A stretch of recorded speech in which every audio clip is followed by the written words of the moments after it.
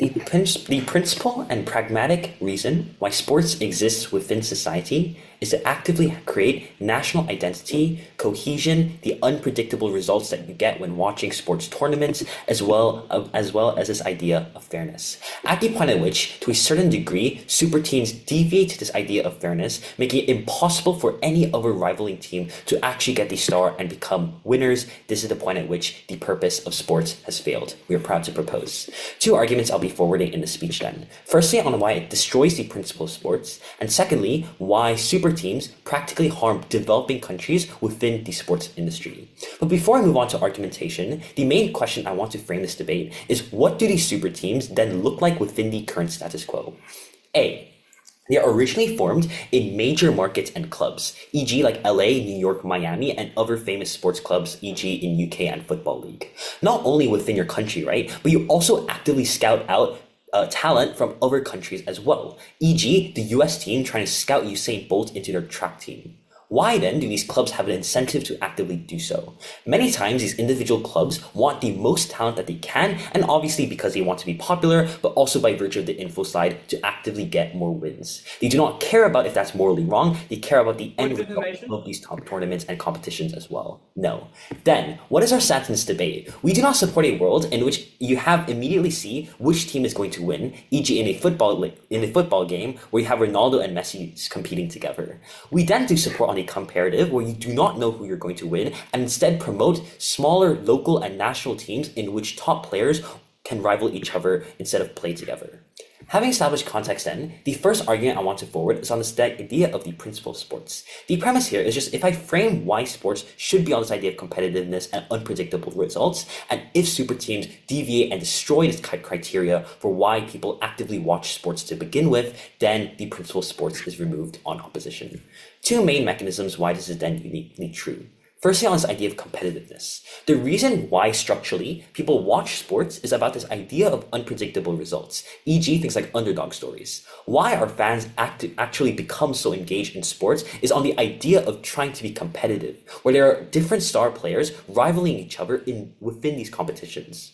Two, when all these good players then are brought into one singular team, sports become increasingly uninteresting because you can inherently predict the outcome/win within these tournaments, clearly because of this idea of an uneven playing field. Notice, it is near impossible on a comparative as an emerging smaller market club to then arise because you're immediately going to get destroyed by these larger super teams within these competitions. Secondly, it ruins national identity. That is to say, sports is one of the main foundations that groups people together. It is what makes people happy. It is what makes people forget about other people's race or identity and rather focus on a collective identity on sports. When pro players then leave the national country or the ethnicity in which they were born into, there are no more national teams within these tournaments in opposition's world. Why is this then bad? Two reasons. One, fans will now no longer watch. It is not a battle between countries, rather it is a battle between two big super teams. This is practically harmful. The sports institution loses trust, thus sports become a monopoly and thus fans get harmed. You do not get the entertainment that you need, and thus why would you bother watching sports? But two, super teams set a narrative that the most successful athletes are those who are rich. Why? Because the skill that you necessarily need to be scouted out by these top clubs are through people who are trained and not God-given talent from birth at the majority of instances within society. And thus the bar to entry is incredibly high, which sets a toxic narrative that most people have role models who will never succeed unless they're rich to a certain degree. Before I move on to why, on the comparative, we fix this issue, yes, I'll take that point. How do sports leagues themselves create a sense of national identity when traditionally national identity is formed around national teams instead of leagues? Okay, because specifically, if you are a player born into a certain country, but then you're forced and scouted out or bribed or bought out by a rivaling club in a different country, you're more likely to accept that in which you get more pay. At the point at which that happens, you do not get this national unity, at the point at which you do not compete with other players that you've been born within, who are born in the same country that you were born into. Why are smaller local teams then better on the comparative? One, it makes sports interesting. You get more entertainment, which is crucial for fans. Why? Because they want to feel happiness through winning. Sports sports uniquely has a capacity to create friendships between large demographics in a country.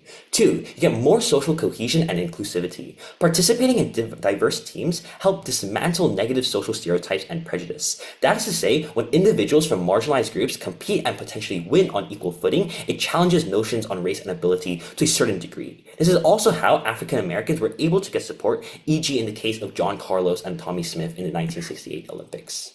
Second argument then, on why it practically harms developing countries. The premise of this argument is that super teams usually concentrate talent, money, and visibility in a few elite clubs, which is systematically disadvantageous developing countries that rely on fair talent circulation and sustainable leagues to grow their sports ecosystem, in turn developing their country and revenue. 2 reasons why this is harmful by super teams. 1, talent extraction from developing countries are more likely to exist. That is to say, super teams aggressively recruit the best players from developing countries at a young age, often offering higher salaries and exposure that local clubs simply does not have the capital and capacity to match. Therefore, it is harmful because local leagues lose their best players before they mature and clubs become training grounds for rich teams and not competitors. Therefore, if you cannot enter the super team in the first place, your life as a professional athlete becomes useless because you virtually cannot win when competing against them. Secondly, financial and media concentration within rich leagues are also bound to occur. That is to say, super teams dominate international tournaments, sponsorships, and generally media coverage in places like social media, which directly gives global money and attention away from smaller leagues, often within developing countries. Why is this then harmful? Because sponsors invest in visibility, not fairness, and local teams struggling to survive financially. Many times, developing countries like Uganda or Nepal rely on their sports industry for revenue, either directly through the prize money you get when winning a competition, or indirectly through social media awareness, recognition, and tourism. Developing countries lose out on developing because their best players are bought out.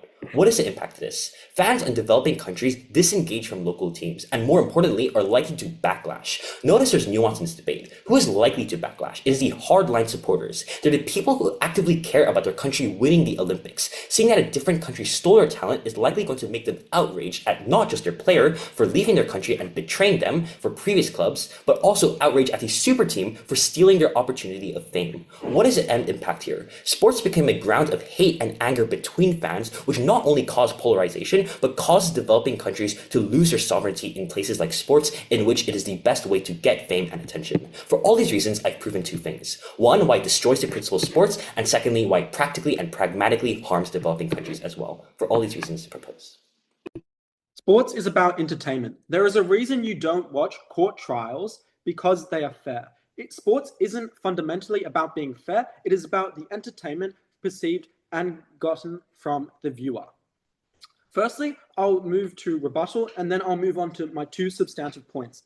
So firstly, the opposition comes out and it says, oh, well, it prohibits it prohibits less rich teams from getting more involvement. I'd like to say that more people watch different sports and are more attracted to it, there will be larger gains within the league, and there'll be more money coming into the league, and thus there'll be greater development.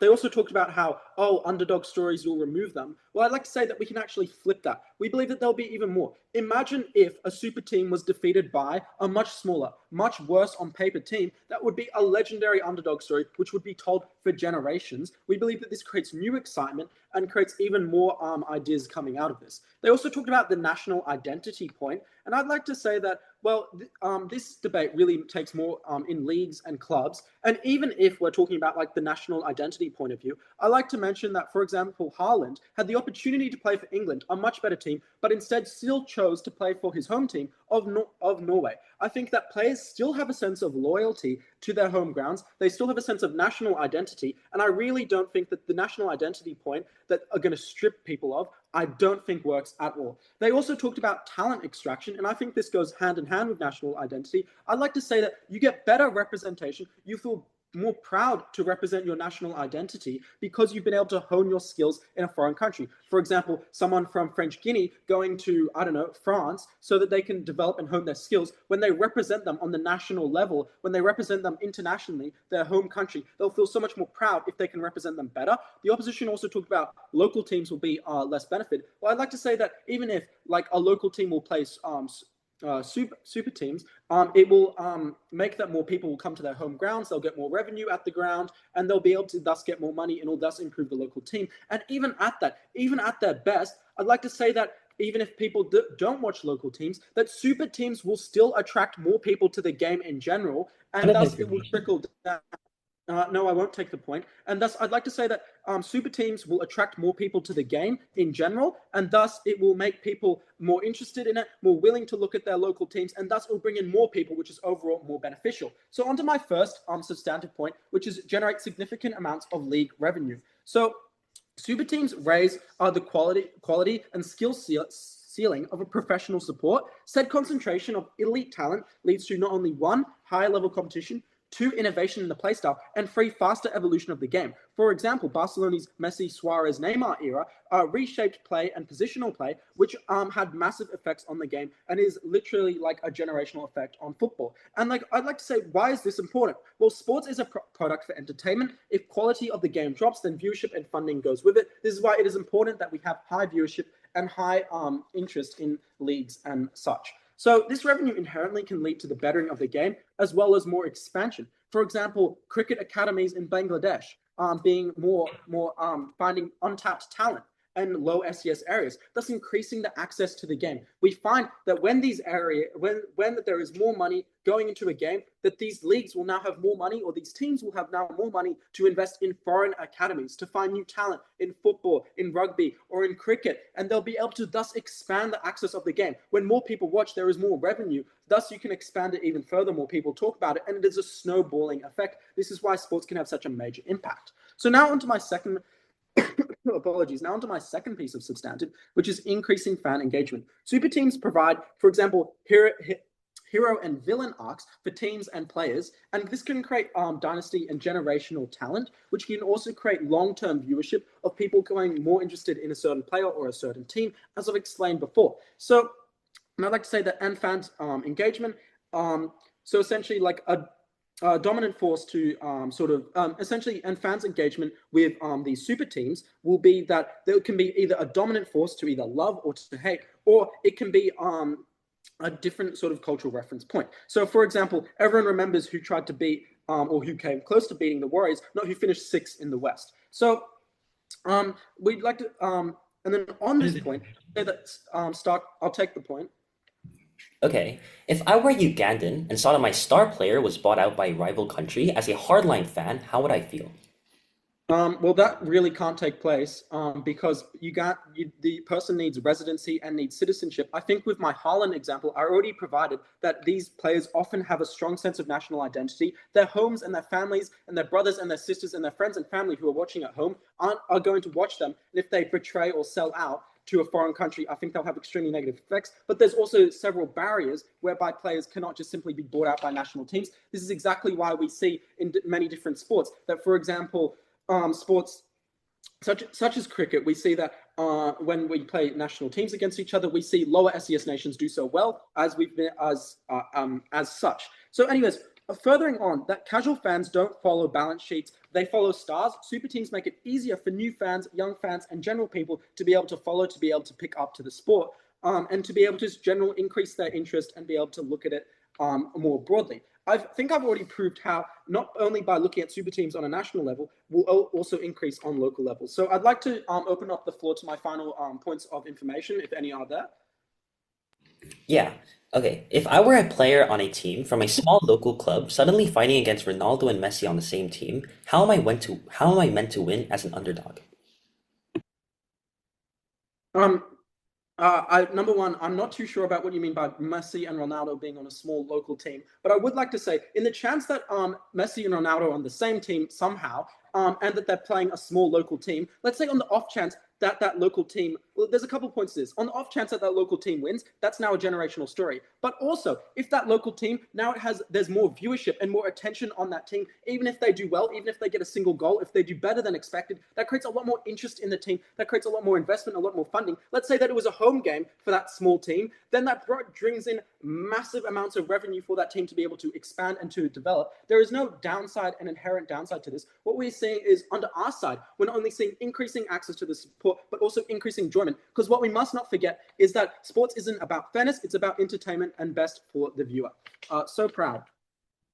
Just because a team is strong doesn't mean the system as a whole is healthy. Look at how success, money, and training keep circulating among the same few teams while everyone else falls behind. Over time, that doesn't just make sports less competitive, it also stops new talent from ever rising, especially young players and teams without resources. So that's why super teams might dominate today and look compelling in the short term, but they actively create damage in the long term and for the future of the sport that clearly the opposition is not seeing. Starting off with some clarification and rebuttals. So before moving on, I want to make one clear call out. The opposition's entire case is built on the assumption that if superstars attract more viewers and generate more money, that money will naturally improve the sport as a whole. That is a very soft and unproven model because they never explain who controls this revenue, why would it be redistributed, or what incentive powerful teams and sponsors would have to invest in the long-term development. More money existing in the system is not the same as that money being used to fix inequality. And unless they can prove that link, their benefits remain very speculative. So on their first argument, they basically claim that super teams bring in more revenue and that this revenue will eventually lead to development, including for developing countries. I think we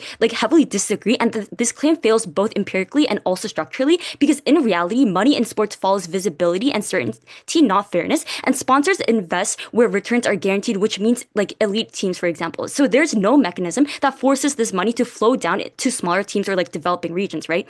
And the opposition never actually explains to us why clubs that already dominate would voluntarily weaken their own advantage by redistributing these resources. And in fact, every incentive pushes in the opposite direction to the same starts and the same teams that already win. And more importantly, I think this revenue concentration actually makes development worse, and we flip this as well because as super teams grow richer, smaller teams lose their best players earlier and earlier. And developing countries do not gain stronger leagues. They become extraction zones where raw talent is taken before local systems can actually mature. And local leagues cannot build fan bases, for example, or infrastructure when success is constantly pulled away. So even if global revenue increases, the gap between the top and the bottom widens. So I think this directly contradicts the opposition claim that super teams helps development. So their second argument is that super teams increase fan engagement and attract more people to the sport. I think this claim misunderstands what engagement actually means.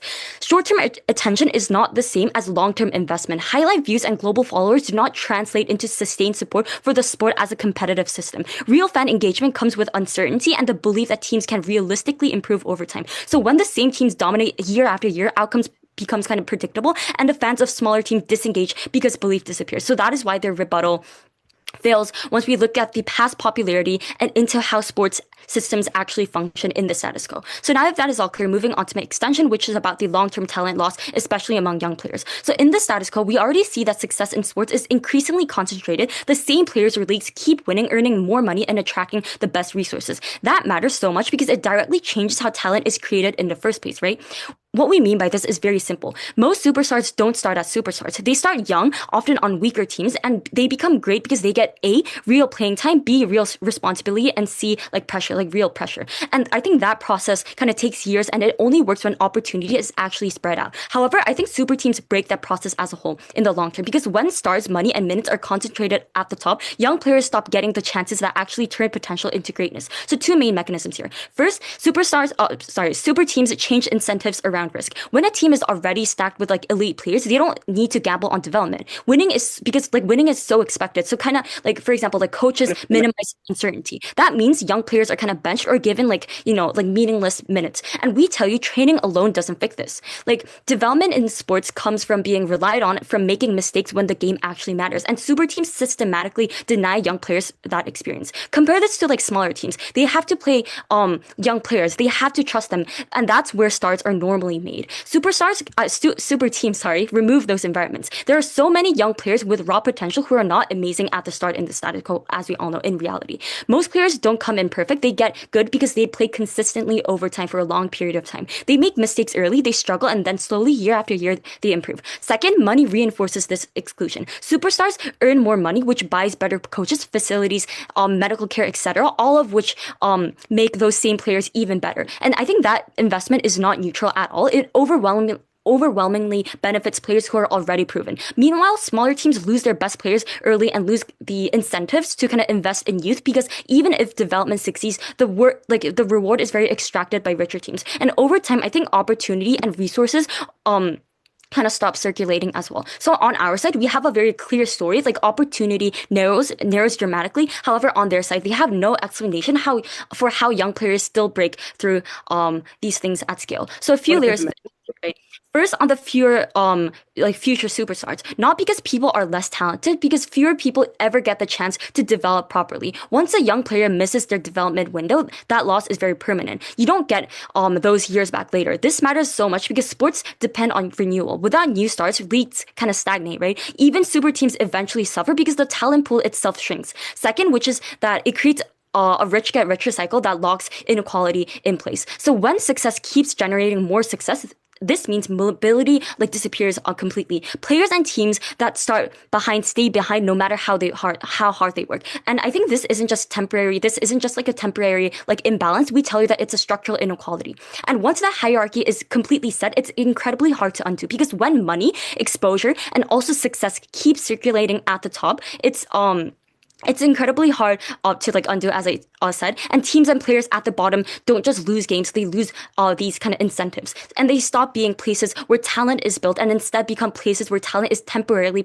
parked before they're taken away. So I think this rich get richer cycle doesn't just affect a few individual players; it reshapes the entire sports system. Young players from weaker teams or less wealthy backgrounds are far less likely to ever reach the top, not because they lack talent, but because they lack access to the environments that allow talent to grow. And I think that matters because sports are supposed to reward improvement over time. When improvement no longer leads to opportunity, efforts stop translating into success. At that point, sports stop being merit based and starts being kind of inheritance based, where you start matters, where you start matters more than how hard you work. Compared to the other side, they talk about higher quality games or more star power now, but those benefits are very short term and limited to a small group of teams and players. They never explain how their world keeps producing new talent or how inequality ever reverses itself once opportunity is concentrated. On our side, the harm is very long-term and irreversible. So once a generation of young player misses its development window, you don't get that back, right? Once smaller teams stop developing talent, I think that ecosystem just collapses as a whole. And once inequality is locked in,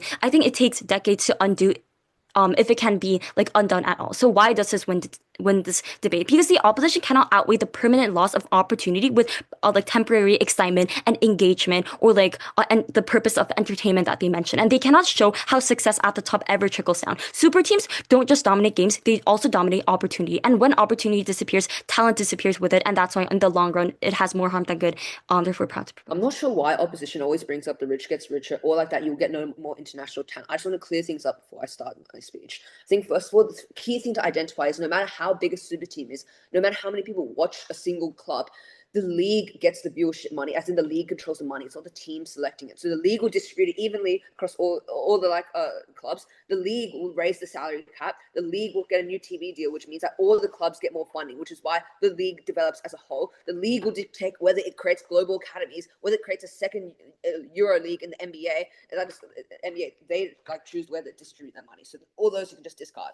All right. So firstly, on creating league revenue, in which we tell you we just get driving more headlines, right? It gains the attention of more people. So the average sports fan who's not incredibly aligned to either a specific team, super teams just provide more entertainment because they want to see it performed at the highest level. The average fan likes seeing domination, and this is just true because they aren't invested in a singular team. They don't just see the peak ability of this sport displayed. This is why there was so much hype on the average fan watching Jamaica's relay team, watching Usain Bolt, Johan Blake, Asafa Powell, all on the same team. They just like seeing the domination. It's why they follow the US Olympic team when they start obliterating every single team in the Olympics with just all of the NBA's the biggest talents on there. It's why people watch it, right? This drives new media deals for the league. It raises revenue, funding for sports facilities, etc. It means that you have more global academies, attract more talent, and you have passionate fans who stay regardless of much the game because they're passionate for their own team. So what does opposition say? They tell you first, national leagues create national identities, and now you no longer have that anymore because it just becomes super team versus super team. First of all, people normally only care about their own club's identity. So they don't really care about the National League identity. That's not even a thing. They care about their own club's identity. Secondly, there's a reason why the All-Star game is more watched than any single regular season game, all right? The All-Star game in which all the best players go against each other, which is two mega super teams. That's not even possible to exist ever in the regular season. It's two mega super teams going against each other. People enjoy watching that. They just enjoy watching it. It's the stats don't lie. That is the most watched game. People enjoy it. All right. Secondly, they tell you just extract international talent, which is really bad. First of all, this is just not bad. This is so good. We claim this on our side. This is literally a point in which we just get international development because it grants these kids who are in underdeveloped countries more opportunities. They can still represent their country with pride because it looks like playing the NBA on the highest stage, but you still represent your own country in the Olympics. It's like, why would you refuse to play on a bigger stage? It should be a country's pride. Look at how all the Asian fans reacted when Jeremy Lin had his breakout season. Everyone was so happy. They were not like, go back to China, play for China. No, they were so happy they were getting represented on the biggest stage. Look at Yao Ming when he got drafted to the NBA. Everyone was hyped up. Yuki Karamura, he literally is a bench warmer, and everyone's so hyped for him. He literally had like more turnovers than points, but everyone was so hyped for him because they just saw him represent their country on the biggest stage. They're proud of that. Why would they be sad that suddenly they got to the biggest stage in the world and they got drafted there as international talent? That is something they would celebrate about. All right, third thing they say it becomes way too unfair, as in like it damages your long-term potential, like it's not sustainable. First of all, there's just still certain restrictions, as in, don't get me wrong, like the NBA could be a lot more richer than it could be, but there's such thing as called a salary cap, as in that billionaires who could punch much more money in. That's why it balances it and makes it so it's not that much unfair. For example, Matt Hashiba tried to make like a massive like team with Kevin Durant, Bradley Beal, Devin Booker.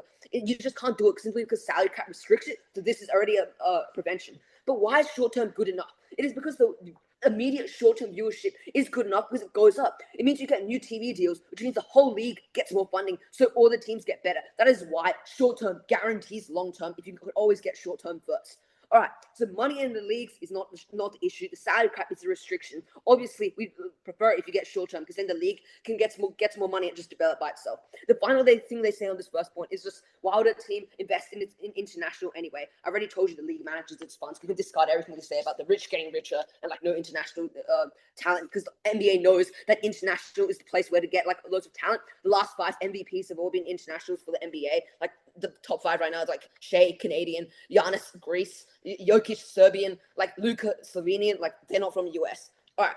So secondly, onto more fan engagement. We tell you fans care more. The average fan probably is just more engaged and interested when a team starts breaking records and landing headlines. For example, everyone tuned in when the 2017 Warriors were breaking regular season records. Everyone started tuning in at the start of this year when the 2026 Thunder seemed to go on a similar run. Passionate fans who root for their own team obviously will keep on watching. They care a lot, right? And they're also optimistic about their underdog story. It looks like the Cleveland erupting when like they came and took the mega 3-1 comeback. It looks like the whole internet going in uproar when Jimmy Butler led his Heat on the 2020 and 2023 8th seed final runs. Like people watch those underdog stories. And for the opposition, when they say, oh no, people like it when you have unpredictability, and they literally say themselves underdogs. Underdogs only occur when you have super teams. Underdogs occur when you have the 2011 Mavs taking off LeBron and the Heatles in that super team, right? I think like even if they don't think the championship is like achievable, they can still go find the regular playoffs. And it also just breeds massive rivalries. That means all the fans will want to watch, right? It looks like Cavs vs Warriors for like 4 years straight. It looks like all those finals. It looks like Christmas Day game between Cavs and Warriors having so much viewership. The most watched Christmas Day game in 2016. That is the most watched Christmas Day game in 2016 because of that rivalry, because of those super teams that existed. Super teams definitely made the league a lot better. Also, they could just hate watch even if they don't like. So like so many people hate watch LeBron in Miami. So even if you don't support them, you hate watch them. So you just get so much viewership. Right, so what does opposition say here? They tell you first, super teams get rid of unpredictability of sports. My first thing is dismantled this so easily. This is why we don't watch the judicial system, right? People don't watch unpredictability or fairness. The average fan just wants to see domination. I've already given you examples, the US Olympic team, Jamaica, enough said. All right, second, they tell you people watch for underdog stories. I already told you why. Underdogs only occur when you have loads of super teams. Look at 2016 Mavs, 2016 Cavs, 2011 Mavs. All right, so the third thing they tell you is just you disengage from your own local leagues now, in which I don't know how they got away with this, all right? That's just not true. Also, if you just care more about the sport, as in you care so much about the sport that you want to watch it, then obviously you just fund your local leagues more. You love the sport so much because so much hype it is that you want your kid to play basketball. What would you do? You'd sponsor your local basketball club. You'd sign them up for more funding for the youth leagues. How would you have less attention in your youth leagues if you care so much about the sport, right?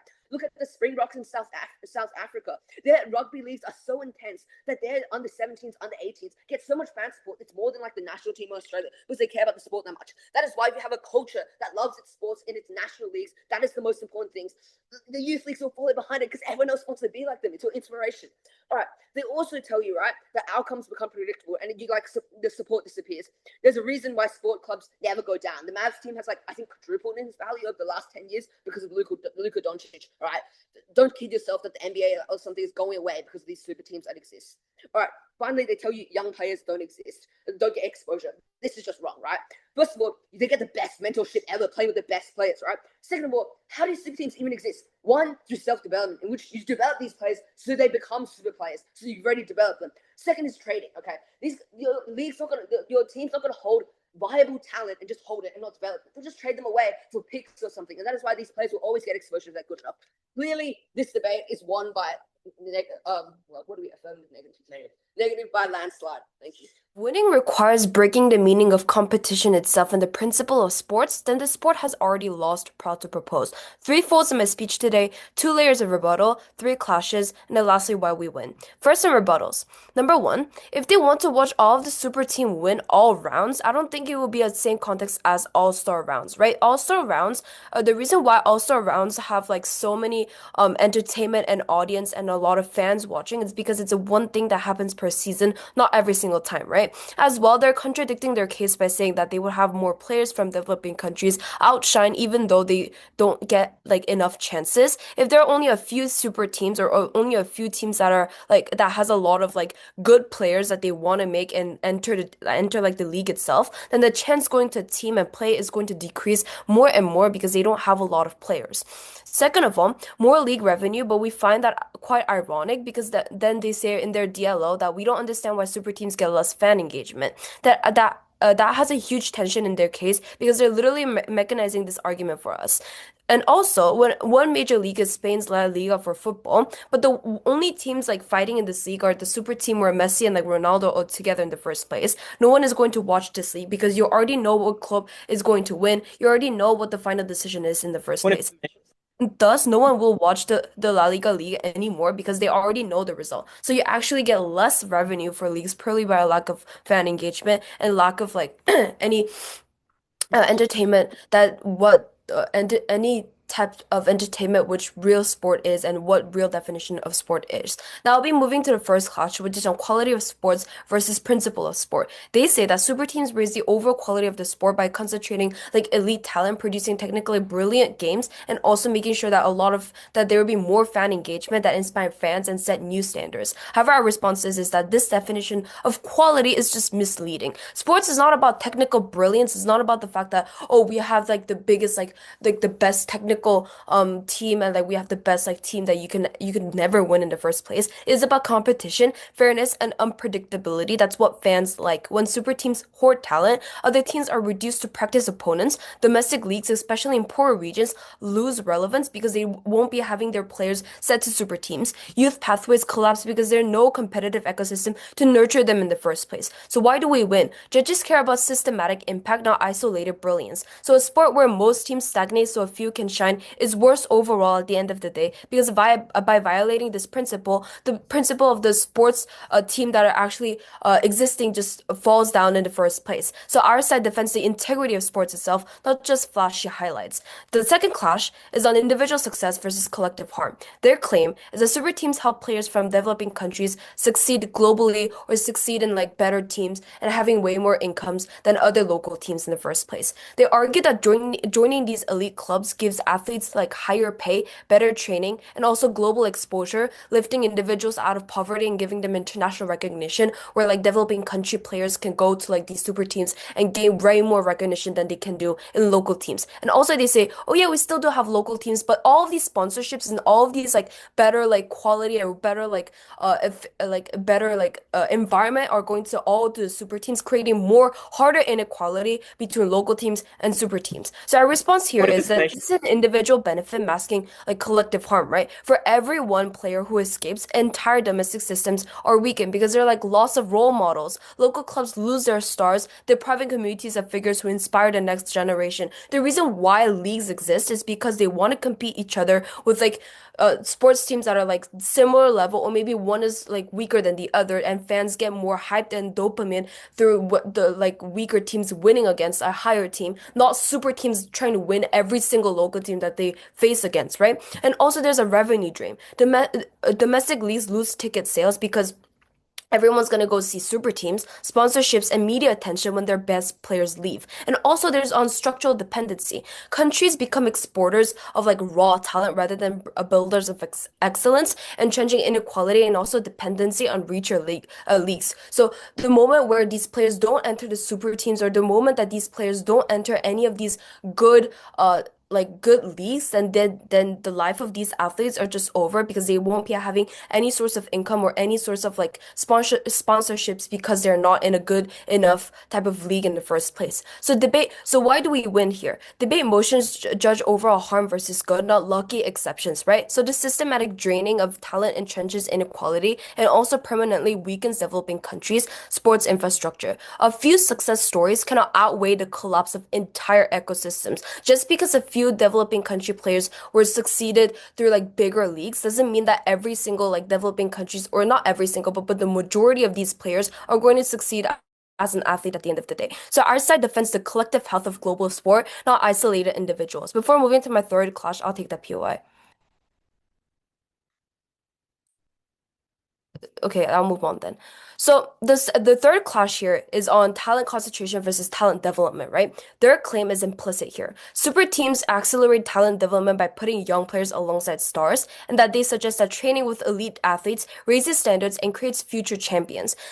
Well, our response here is simple. In reality, super teams choke off long-term talent growth. Young players are benched because super teams buy ready-made like stars instead of nurturing prospects, because they say, oh, we have to win this team because their team has like really good players. So young players won't be able to be like going to the first time to these games, because they were like, yeah, but you're not ready yet. You won't be able to like go to this game in the first place, because it's a hard game. You don't have a chance in here right now. Developing countries lose their best young athletes to foreign leagues because leaving local academies barren and underfunded. And these local leagues at the end of the day are just going to be disappearing, because all of the sponsorships and all of other like companies that want to root for the teams are going to go to all of the super teams where the local teams are going to be underfunded at the end of the day. And also the global pipeline of talent shrinks, because they'll be like, oh yeah, well, if I'm not like that player, I won't have a future in the first place as an athlete, so why would I try? As fewer regions have strong ecosystems to produce the next generation,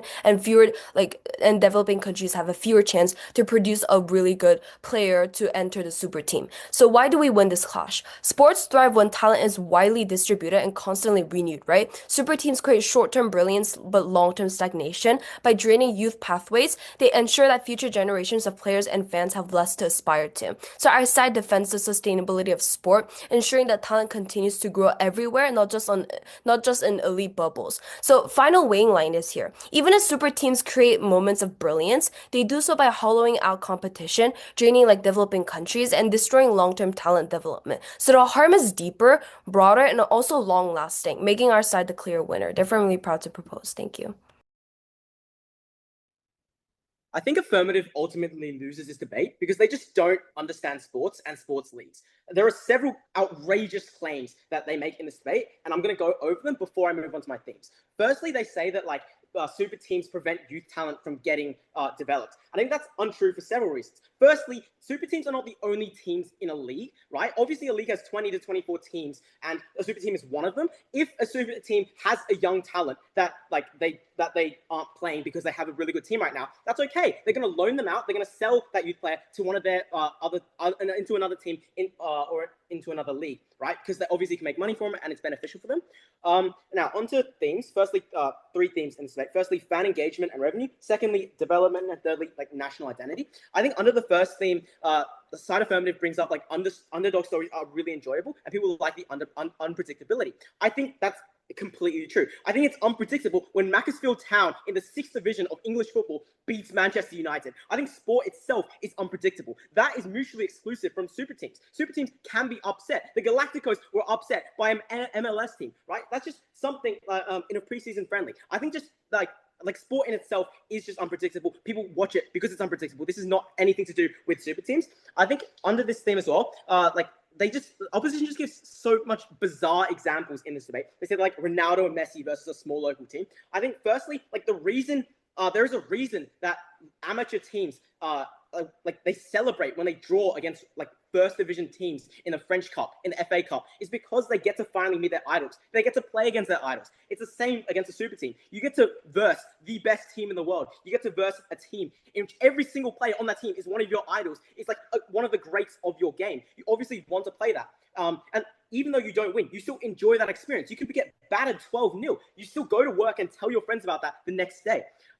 I think a good example of this is just Australia versus Argentina in the World Cup. We lost 2-1. It was a hard-fought victory for Argentina. But afterwards, the Australian players were just taking pictures with Lionel Messi, right? There's a reason that happened. Because Messi is just so good at the game, is so widely recognized, Australian players didn't really care that they lost in the World Cup. They cared that they finally got to play against Lionel Messi, that they got to take pictures with him, and they got to experience him on the pitch. I think opposition in this team also says that fans leave because they don't win. I think that this is extremely untrue. Sports communities are extremely tight knit. They don't stop supporting a team after they lose. There is a reason why famously the Bundesliga, the German league, their Division 2 sides have huge fan bases. 35,000 people pack a stadium to watch a Division 2 game where they all have flares, they all chanting, their ultras are amazing. I think there's a reason because sports create a community, sports creates a community, right? And this is and super teams add to this because when your community has to face off against one of the greatest teams of all time, you're obviously going to be there to support them. You're there hoping for an upset. That's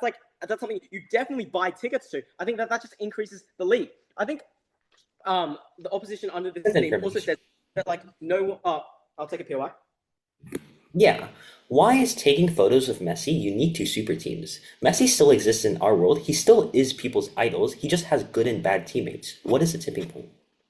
I absolutely agree. I think Messi exists in both worlds. I think the idea was that when you verse a super team, it's like the same concept but magnified 11 times when all 11 players are just are greats, right? For example, the Galacticos, right? You have Casillas in goals. You have David Beckham. You have R9, right? Or Messi's, you have Xavi, you have Messi, you have Ronaldinho, you have Piqué, right? These are the teams that you verse and you feel so much happiness. Imagine the happiness you verse in playing Messi, now multiply that 5 times. That is what a super team is, right? They also make the claim that no one watches La Liga, which is just completely untrue. Google any game, 35,000 people in every stadium. Now, ultimately under this theme, under fan engagement and revenue, super teams just create more fan engagement because when that super team visits your city or plays your club or is in a game near you, you obviously just buy tickets because you get to experience their greatness. And I think that creates more revenue, that creates more engagement. People feel more happiness in watching the sport. Now, which is why we obviously win that theme, and that theme wins this debate. But under the second theme of development, I think that this is a wash, as I explained in my intro. That is just to say that opposition says young players don't get to play. I think, for example, that is extremely untrue. Barcelona was already a super team before Messi joined, yet Messi came out of La Masia and got a starting spot because he was good, right? That is not super teams, young players not starting, they're not really that correlated. But I think also the opposition's main push in this theme is just super teams give the idea that success in sports comes through money, and you need to train with these high profile trainers. You need to train with at the academies. And I'd like to point out that that's not an issue with super teams. That's just how sports leagues work. Obviously, you need exposure to high caliber sports to get into a good sports team, right? I'm not sure what the opposition's point is there, but also just under the opposition's main push here is just, again, they don't play young players, which I completely agree with. If I am the manager of Real Madrid right now and I see that I have Mbappe at striker, I'm obviously not going to play an unproved Endrick, which is why I loan him out to Lille, which is what's happened in the status quo, right? Endrick gets playing time there, I get a super team, and when Endrick develops into a good player, I get him back from the loan, right? That's the ideal scenario, and that just disproves that super teams don't get the talent, right? And they also like to push the local teams argument, and they say local teams don't really get funding. And I think there's a reason why the first division of England gets more funding than the sixth division, because the players are just better. They're more expensive. Their transfer fees are more expensive. Their wages are more expensive. One of them's part-time, right? I think ultimately there's a reason for this, and it's not unfair. But when you do have a super team, people want to be like the super team. They're winners. You want to be like a winner, which is why you sign up for your local Sunday league, which is why you sign your kid up for Mariners Academy, right? And that is just you just get more community engagement when people just like want to be like their idols. It's like amazing team, which is why development is ultimately like a wash in this debate. Now, the final point is just on national identity, which I don't really get their point. It's mainly from their first, but I'm going to address it here anyway. And that is to say that like these super teams destroy national identity. I would like to point out that like I'm going to explain this real slow. So national teams like have many different players who play from many different leagues around the world. I'm wearing the Brazil jersey, for example.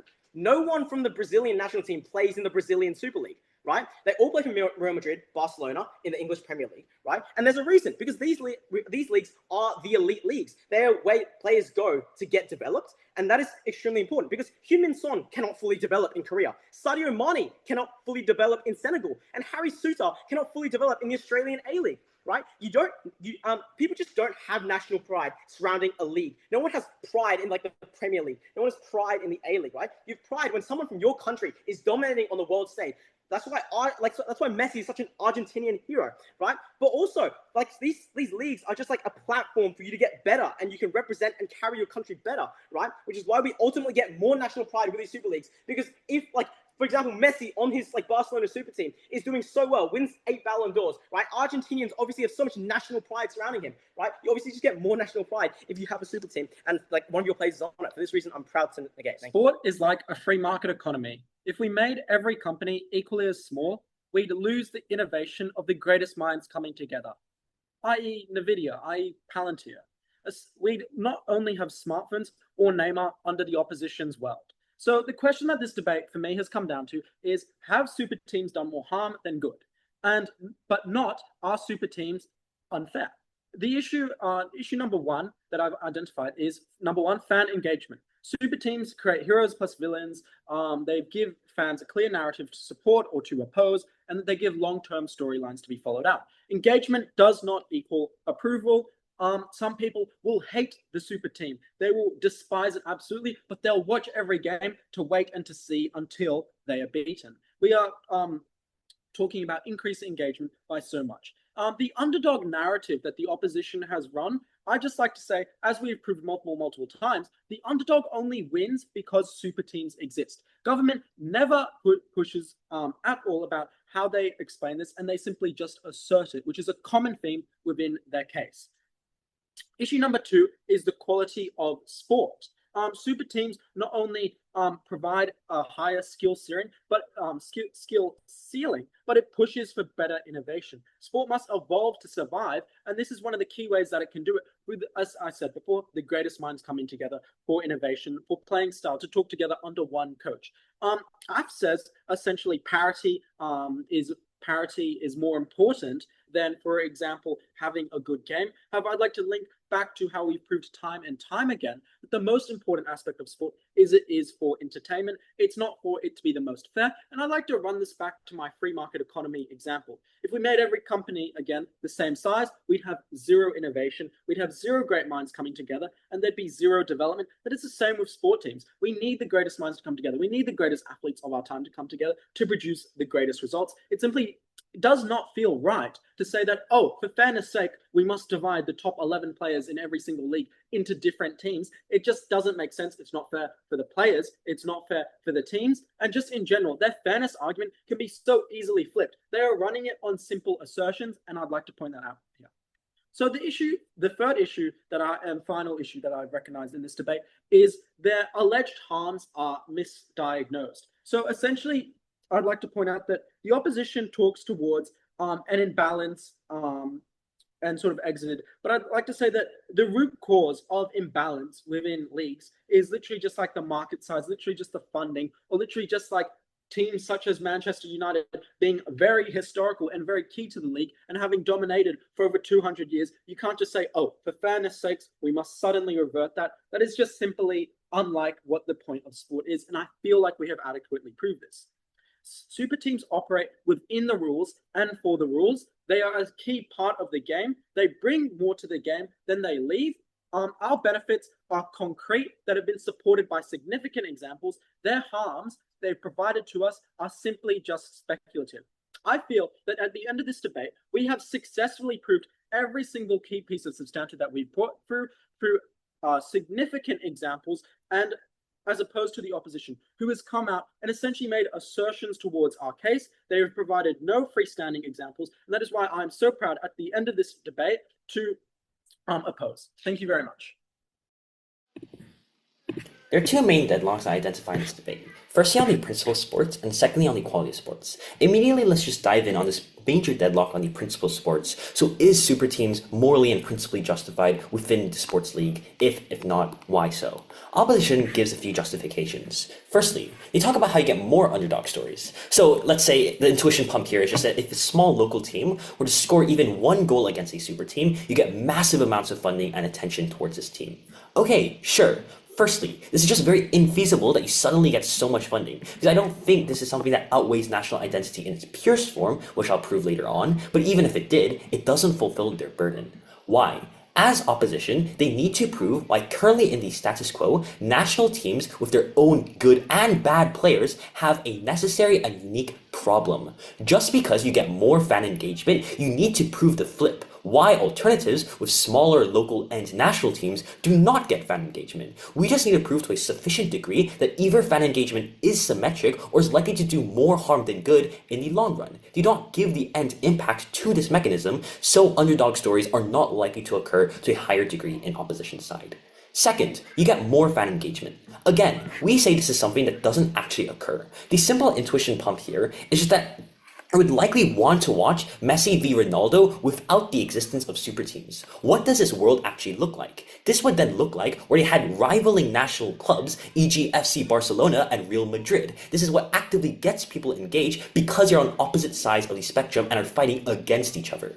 Finally, their claim that these leagues get revenue is also just easily flipped. If they're absolutely necessary for the existence of sports industry because these super teams given so much revenue for these leagues, then that's bad, because you can easily do things like underpay players, etc. So you get an excuse to get less accountability if you're so necessary for getting revenue towards this national league.